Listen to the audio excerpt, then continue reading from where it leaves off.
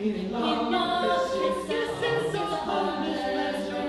La la la la la la la la.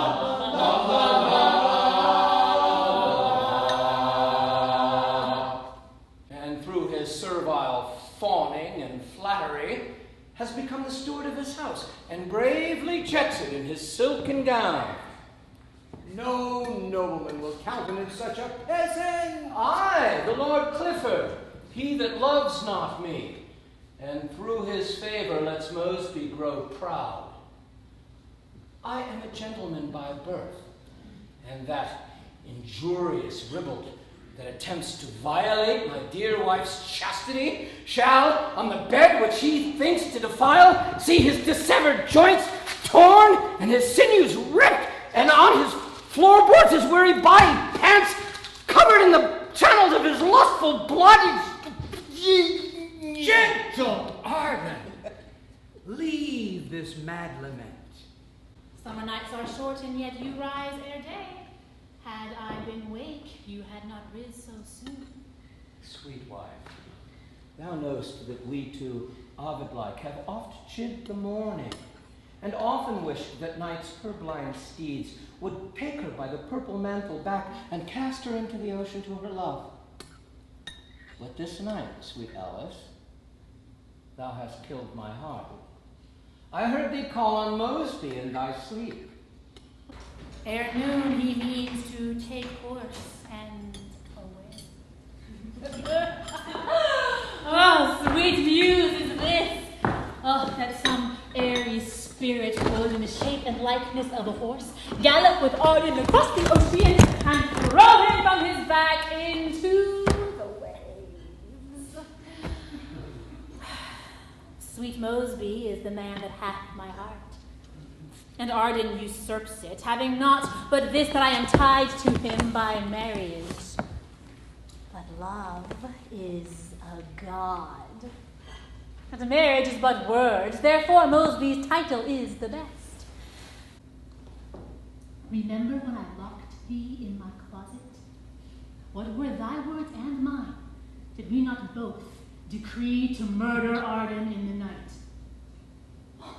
The heavens can tell, and the world will witness, till I saw that falsehood look of thine, for I was tangled in thy ticing speech. Arden to me was dearer than my soul. And shall be still. Base peasant, get thee gone, and boast not of thy conquests over me, gotten by witchcraft and mere sorcery, for what hast thou to countenance my love? Being descended of a noble house, and matched already to a gentleman whose servant thou mayest be. And so farewell. Ungentle and unkind Alice.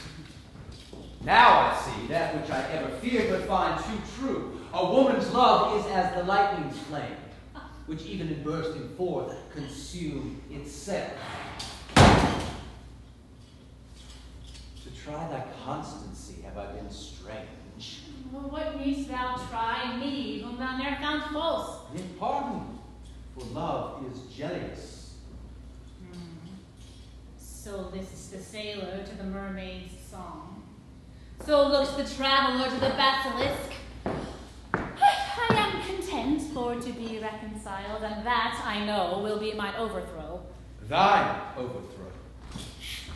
First let the world dissolve.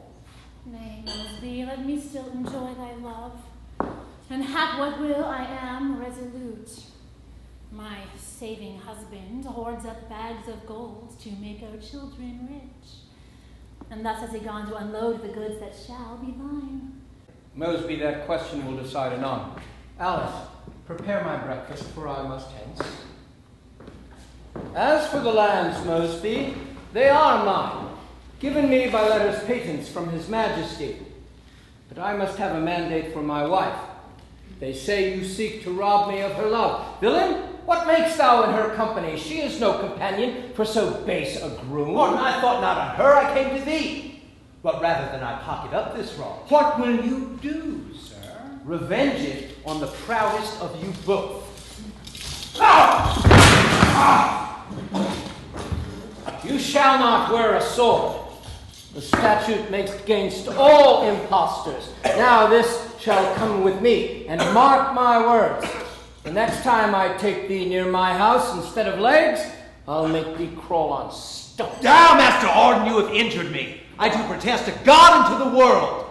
Why, canst thou deny thou wert a groom once? Measure me what I am, not what I was. Why, what art thou now but a velvet drudge, a cheating steward, a base-minded peasant? My husband, why pause ye? Why eat you not? I am not well. There is something in this broth that is not wholesome. Didst thou make it, Alice? I did. And that the cause it likes not you. There's nothing I can do to please your taste.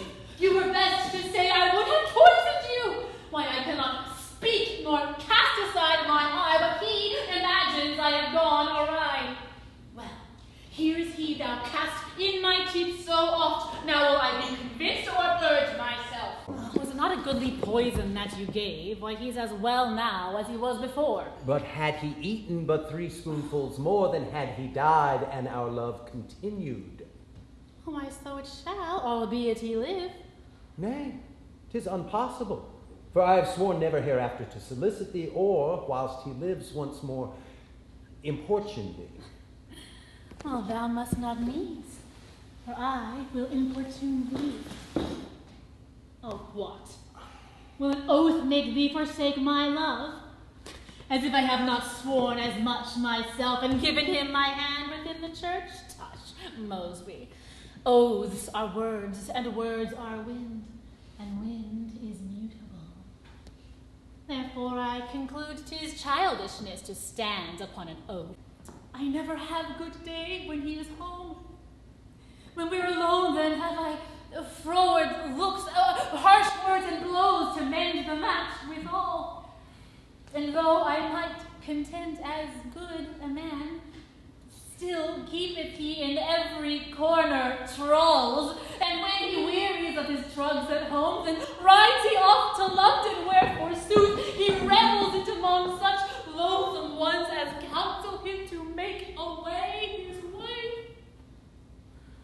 And thus live I daily in continual fear of sorrow so despairing of redress that every day I wish with hearty prayer that he or I were taken from the world.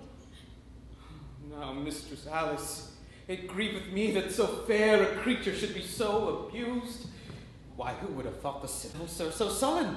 He looks so smoothly. Now, fine upon him, churl! And if he live a day, he lives too long. But, frolic woman, for I shall be the man shall set you free from all this discontent.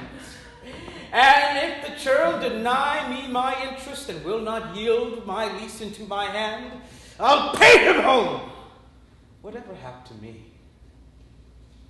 Speak you as you think. Aye, as God's my witness, I mean plain dealing. For I had rather die than lose my land. Arden of Faversham highly wronged me about the abbey land, that no revenge but death will serve the turn. Will you too kill him? Here's the angels down, and I will lay out the platform of his death. Plant me no platform, give me the money. And I'll stab him as he stands pissing against the wall. Where And I'll kill him. Ah, Mistress Susan, think upon Michael, who drunk with the dregs of your favor will cleave as fast to your love as a plaster of pitch to a galled horseback.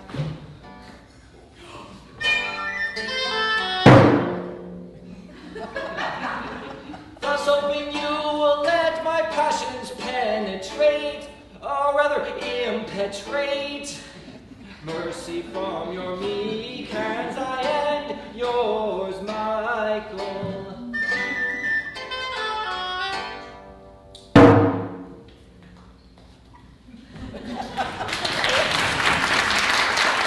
See thou, miss him not. How can I miss him when I think on the 40 angels on the hand? Take him Monstrous noise is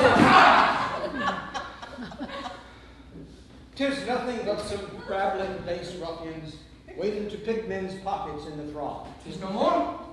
Come, Master Franklin, let's away.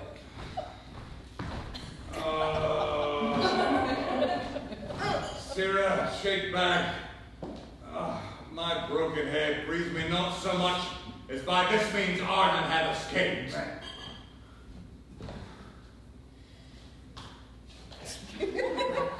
My sirs, ardent as well as I saw him and Franklin going merrily to the ordinary. What, dare you not do it? Yes, we dare do it. But were my consent to give again, I should not do it for under £10 more. I value every drop of my blood at a French crown. I've had £10 to steal a dog, and have I no more here to kill a man, but that a bargain's a bargain and so forth, you should do it yourself. I pray thee will make well thy broken brow, and let us bethink upon some other place where we may meet Arden handsomely. Remember how devoutly thou hast sworn to kill the villain? Think upon thine oath. Tush! I've broken 500 oaths. But if thou wouldst charm me to effect the deed, tell me of gold, my sweet resolutions fee, and sweet Alice Arden, with a lap of crowns, comes with lowly curtsy to the earth, saying, "Take this but for thy quarterage. Such yearly tribute will I answer thee, or this would steel soft-mettled cowardice, with which black will was never tainted with. I tell thee, Green, the forlorn traveller, whose lips are glued with summer's parching heat, never longed so much to see a running brook as I to finish Arden's tragedy." Well, that's well said. But now, Michael, I know you love your master well.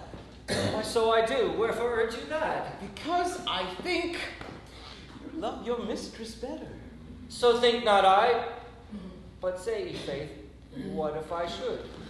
Come to the purpose. Michael, we hear you have a pretty love at Faversham. Why have I 2 or 3? What's that to thee? You deal too mildly with the peasant. Thus it is. 'Tis known to us you love Mosby's sister. We know besides that you obtained your oath to further Mosby to your mistress bed, and kill your master for his sister's sake. Now, a poor coward than yourself was never fostered in the coast of Kent. How comes it then that such a slave as you darest swear a matter of such consequence? Will. Tush, give me leave! There's no more than this. Since thou hast sworn, we dare discover all. And hadst thou, or shouldst thou utter it, we have devised a complot underhand to send thee roundly to the devil of hell. And therefore thus, I'm the very man, marked in my birth hour by the destinies, to give an end to Arden's life on earth. Thou but a member, but an instrument, whose edge much search the closet of his breast. Thy office is but to appoint the place, to train my master to his tragedy, mine to perform it, when occasion serves. And be not nice, but here devise with us how and in what way we may conclude his death. Conflicting thoughts encamping in my breast awake me with the echo of their strokes, and I, a judge to censure either side, can give neither wished victory. My master's kindness pleads to me for life with just demand, and I must grant it him. My mistress, she hath forced me with an oath for Susan's sake, the which I may not break, for that is nearer than a master's love. That grim-faced fellow, pitiless black will, and shake bag, stern and bloody stratagem, 2 rougher ruffians never lived in Kent, have sworn my death if I infringe my vow. Methinks I see them staring and grinning, and in their ruthless hands their daggers drawn, exulting on my master with dire oaths, whilst he, submissive, pleading for relief, art mangled with their ireful instruments. Methinks I hear them ask where Michael is, and pitiless black will, he cries, "Stab the slave! The peasant will detect the tragedy!" The wrinkles in his foul, death-threatening face gapes open wide like graves to swallow men. My death to him is but a merriment, and he will murder me to make him sport. He comes. Ah, Mr. Franklin, help! Call on the name of the we're but dead! Black night hath hid the pleasures of the day, and sheeting darkness overhangs the earth. And with the black fold of her cloudy robe obscures us from the eyesight of the world, in which sweet silence such as we triumph. The lazy minutes linger on in their time, loath to give due audit to the hour, till in a watch our purpose be complete, and Arden sent to everlasting night. Thanks to shot, the villain Michael had deceived us. So, let me see. You shall indeed. Shake bag. Not with thy knife. Perhaps the slave will hear. No, it will not be. The white-livered slave has gone to bed and laughs us both to scorn.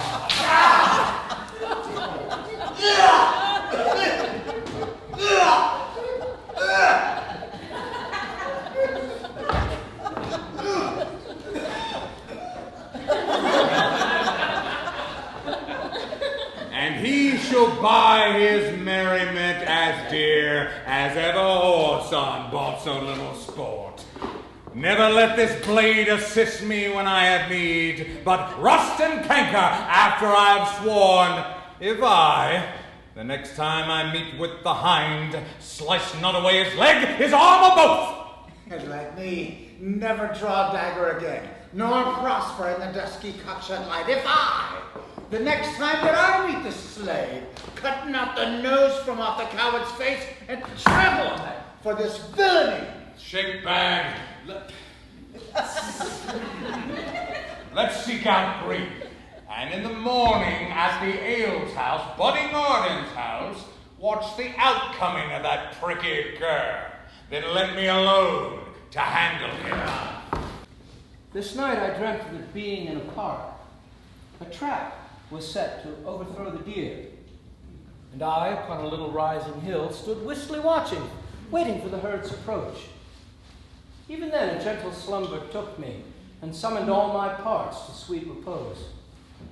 And in this golden slumber, a dark forester came and surrounded me with that net, that beguiling net, which late methought was pitched to catch the deer. And at that he blew an evil-sounding horn, and at the sound another herdman appeared, with blade wicked drawn and bent at my breast, saying, "Thou art the game we seek." With this I waked, and trembled at every joint. Disturbed thoughts drive me from company, and dries my marrow with their watchfulness. Continual trouble of my moody brain feebles my body by excessive drink, and nips me as the bitter northeast wind doth check the tender blossoms of the spring. Well fares the man, howe'er his food doth taste, that tables not with foul suspicion. My golden time was when I had no gold. Though then I wanted, yet I slept secure. My daily toil begat me night's repose. My night's repose made daylight fresh to me. But since I climbed the top bough of the tree, sought to build my nest among the clouds, each gentle starry gale doth shake my bed and make me dread my downfall to the earth. But whither doth contemplation carry me?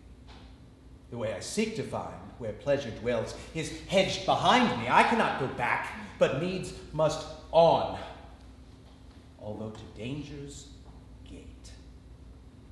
Therefore, Arden, perish thou by that decree.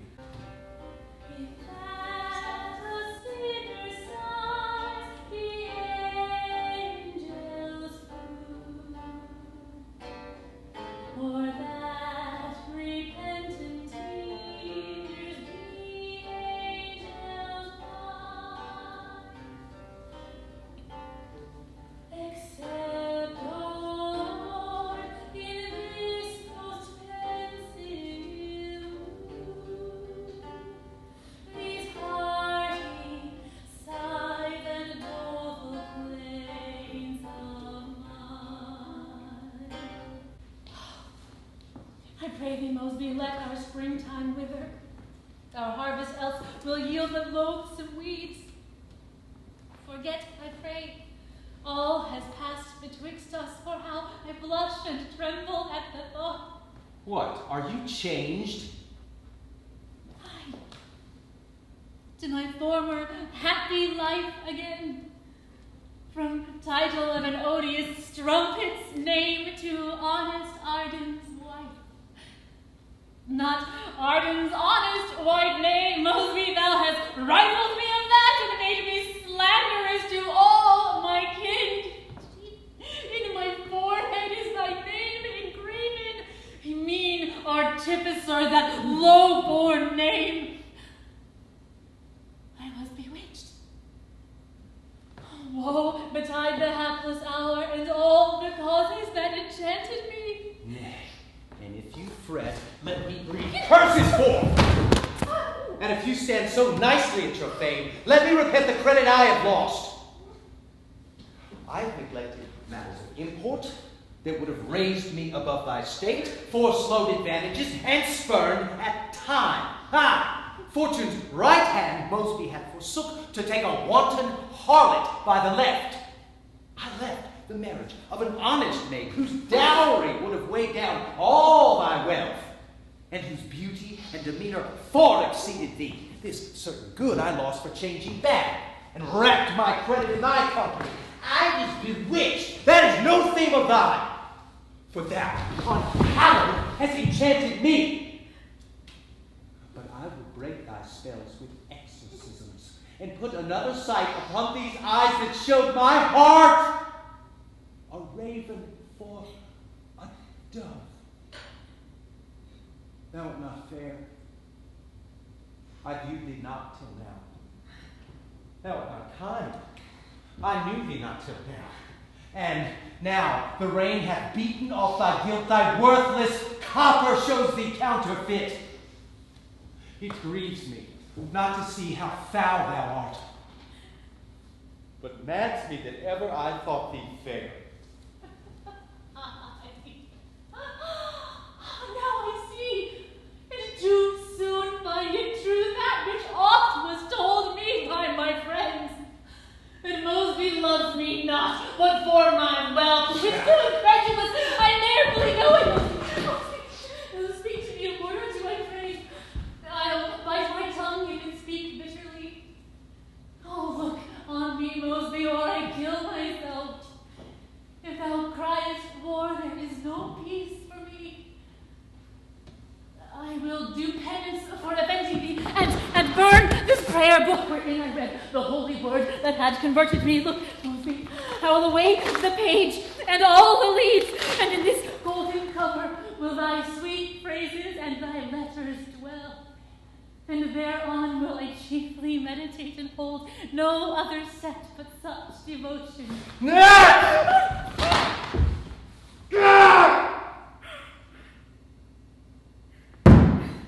Wilt thou not look? Is all thy love o'erwhelmed? Wilt thou not hear? What malice stops thine ears? Why speak thou not? What silence ties thy tongue?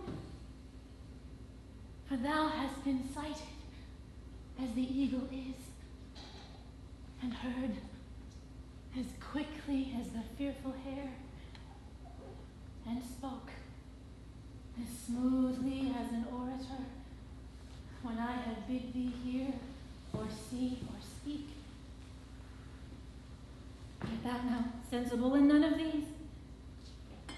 Oh, weigh all my good turns with this little fault, and I deserve not Mosby's muddy looks.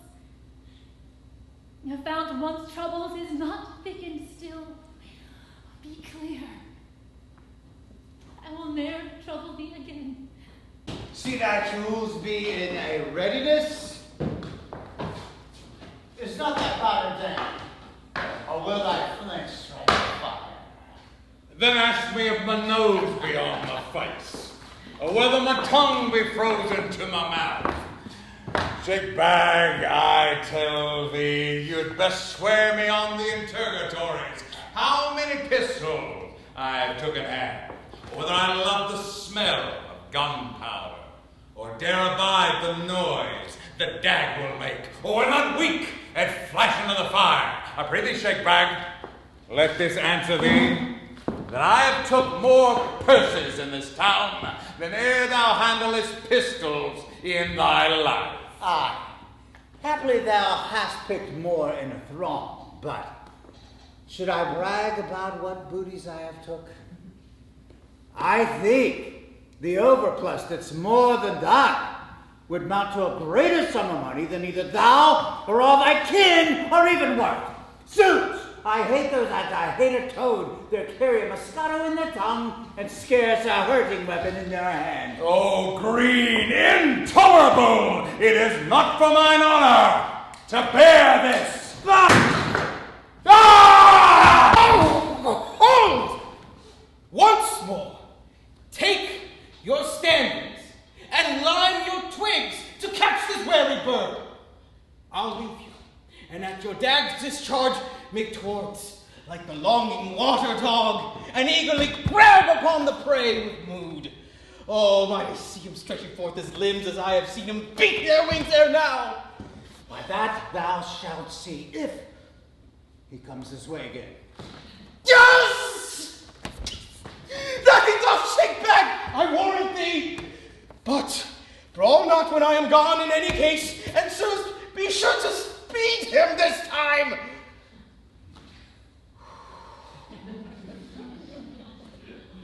And in that case, I'll leave you for an hour. Then softly drew she forth her handkerchief, and modestly she wipes her tear-stained face. Then hemmed she out, to clear her voice should seem, and with a majesty she answered all their accusations with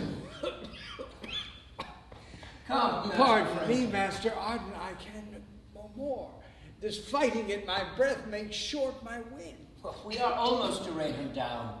Your pretty tale beguiles the weary way. I wish you were in a state to tell it out. Fie, what a mist is here. This mist, my friend, is mystical, like to a good companion's smoky brain that was half drunk o'er night with new ale. Let us go like a couple of blind pilgrims. I am almost stifled with this fog. Come, let's away. Help me from this damn ditch!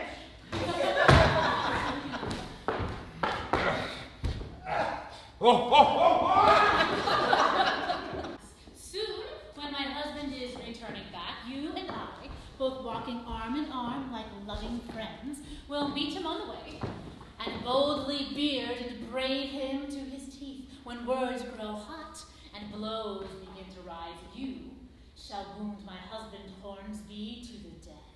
A fine device. Why, this deserves a kiss. What, who's that?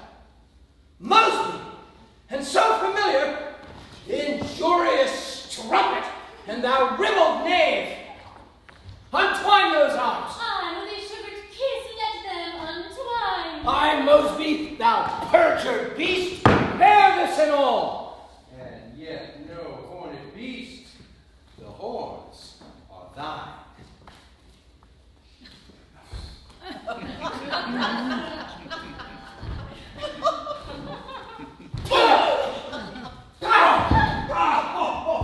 I may thank you, Mistress Arden, for this wound.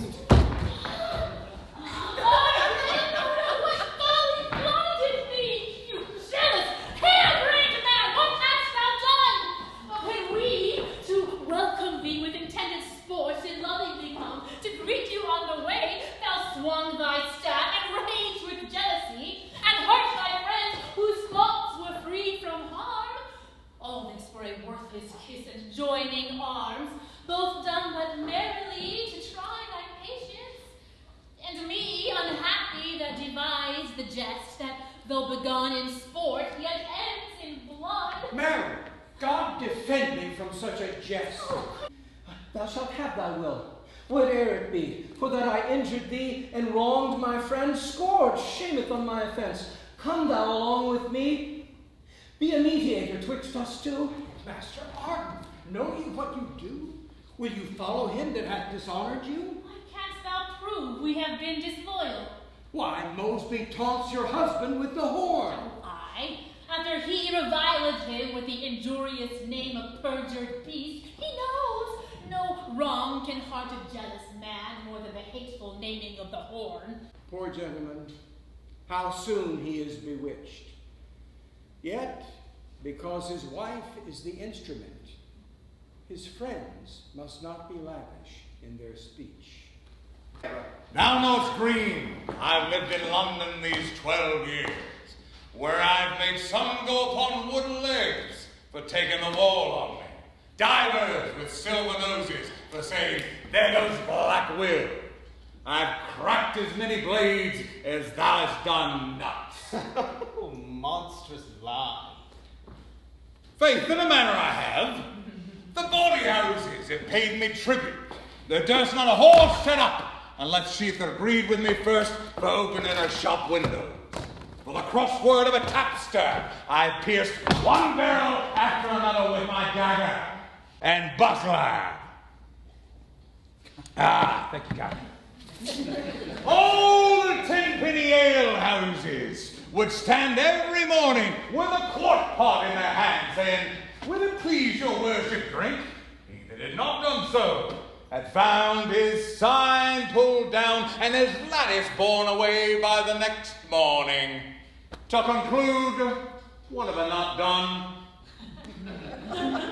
And yet cannot do this. Doubtless he's preserved by miracle. Now, Black Will, who in my eyes are fair, next unto Mosby do I honor thee. But rather than large words or promises, my hand shall play you golden harmony. What say you, sirs? Will you do it? Aye, and that bravely too. Mark my device.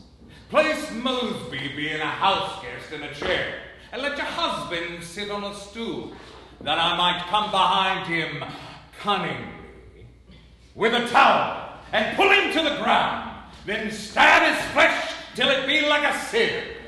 After that, we'll bear his body behind the abbey, where those that find him murdered may suppose some slave or other killed him for his gold. A fine device, and you shall have 20 pound, and when he is dead, you shall have 40 more. And so you not be suspected staying here, Michael shall saddle you to lusty geldings. Ride whither thou will, to Scotland or to Wales. I'll see you do not lack where'er you go. Such a word would make one kill 1,000 men. Give me the key. Which is the counting house? We must do it. Aye, but Mosby will be there, whose very looks will give me unwonted courage, and make me the first to adventure on him. Hush, get you gone. 'Tis we must do the deed. When this door opens next, look for his dead.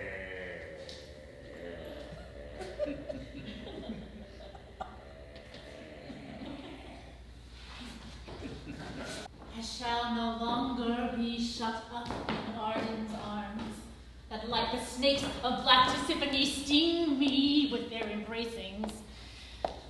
Mosby's arms shall compass me, and were I made a star, I should have no other spheres but these.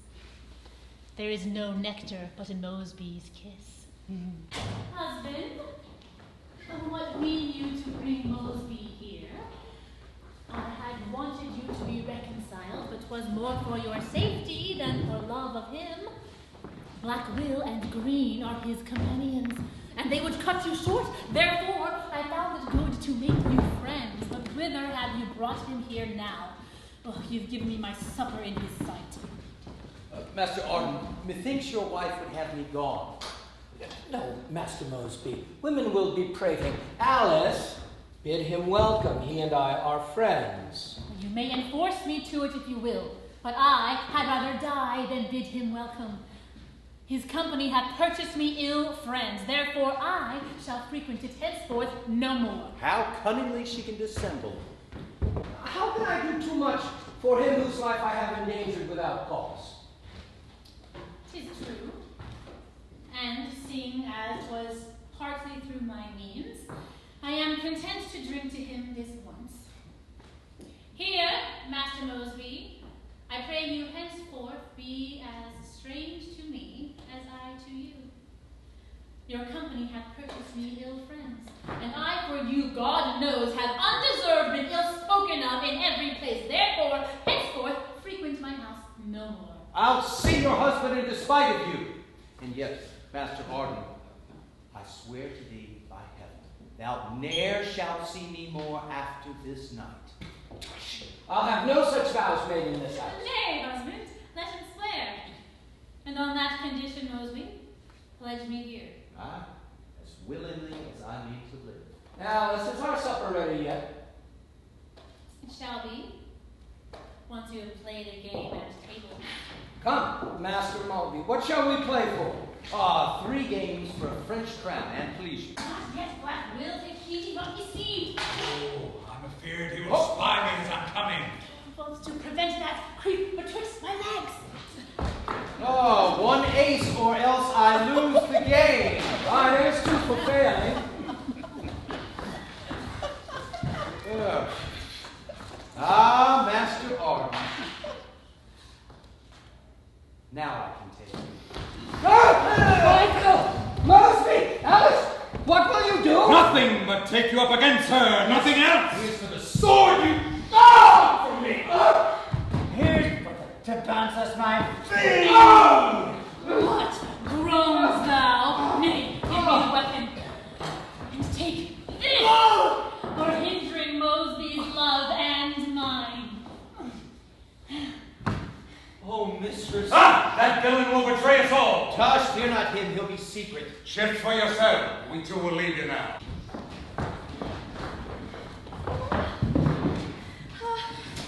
How the blood cleaveth to the ground and will not out? And then with my nails I will scrape the blood away. The more I strike, the more his blood appears. What's the reason, mistress? Can you tell?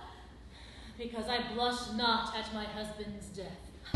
Oh, good Master Franklin, where did you leave my husband? Oh, believe me, I saw him not since morning. Fear you not, he'll come anon. Meantime, you may do well to bid his guests sit down.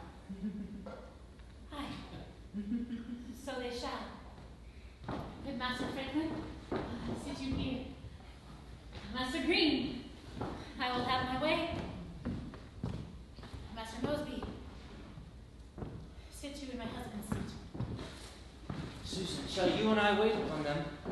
Or, and thou sayest the word, let us sit down too.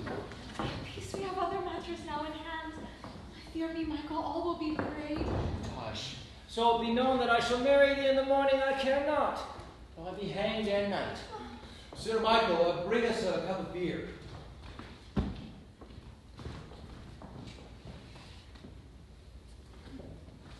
Mistress Arden, here's to your husband. My husband. What ails you, woman, to cry so suddenly? I, neighbors, a sudden qualm has taken o'er my heart. My husband's being forth torments my mind. Something is not well, or else he would have come to me ere now. She will undo us with her foolishness. Fear not, Mistress Arden, he is well enough. You tell not me! I know he is not well! He is not wont for to stay forth thus late. Good Master Franklin, will you go and seek him forth? And when you find him, bid him come home to me and tell him what I fear he is permitted. I like not this. I pray God all be well. I'll seek him out and find him if I can. Go. Find ye out the murderers. Let them be known. Aye, and so they shall. Come you along with us. Wherefore? Know you this hand towel and this knife? Michael, through this thy nephew which thou hast betrayed and undone us all. I was so afraid, I knew not what I did. I thought I'd thrown them both into the well. That is the pig's blood that we had for supper. But wherefore stay you? Find out the murderers! I fear you may be one of them. I, one of them. What mean these questions? I fear me he was murdered in this house and carried to the field. For from that place, backwards and forwards, may you see the print of many feet within the snow. And look about this chamber where we are, and you shall find part of his guiltless blood.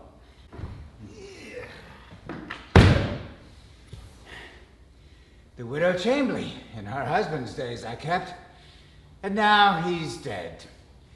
And she has grown so stout, she will not know her old companions. I came thither to have hired harbor, as I was wont, but she was ready to thrust me out of doors. So before she could, I got me up, and as she followed me, I kicked her down the stairs, broke her neck, and cut her tapster's throat. And now I'm gonna fling them in the Thames. What care though it be known? I have the gold. I'll cross the water and take sanctuary. Shakebag, I hear, is taking sanctuary. But I'm so pursued with hues and cries for the petty robberies I have done, I can come into no sanctuary. Therefore, I must hide me in some oyster boat. There's no staying here. In Sittingborough, the watch was like to take me, and had I not I with my cloak covered my head and run full tilt in all adventures, I'm sure not to have gone further than that place, for the constable had 20 warrants to apprehend me. Besides, I had robbed him and his man once at Gad's Hill. Farewell, England! Out to Flushing now! Arden, what shall I say? The more I sound his name, the more his blood appears. His blood condemns me, and in gushing forth speaks as it falls and asks me why I did it. Forgive me, Arden. I repent me now, and would my death save thine, thou shouldst not die. Rise up and enjoy thy love, and frown not on me when we meet in heaven. In heaven I'll love thee, though on earth I did not. It bootless is to swear thou didst it not. I hire Blackwill and Shakebag, ruffians both, and they and I have done this murderous deed. But wherefore stay we? Come and bear me hence. How long shall I live in this hell of grief? Convey me from the presence of that strumpet. But for thee, I ne'er have been a strumpet! But what can oaths and protestations do when men have opportunity to woo? But this above the rest is to be noted. Arden lay murdered in that plot of ground, which he by force and king's whim kept from green.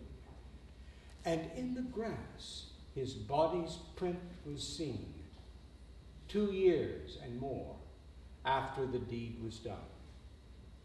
Gentles, we hope you'll pardon this naked tragedy, wherein no filed points are foisted in to make it gracious to the ear or eye.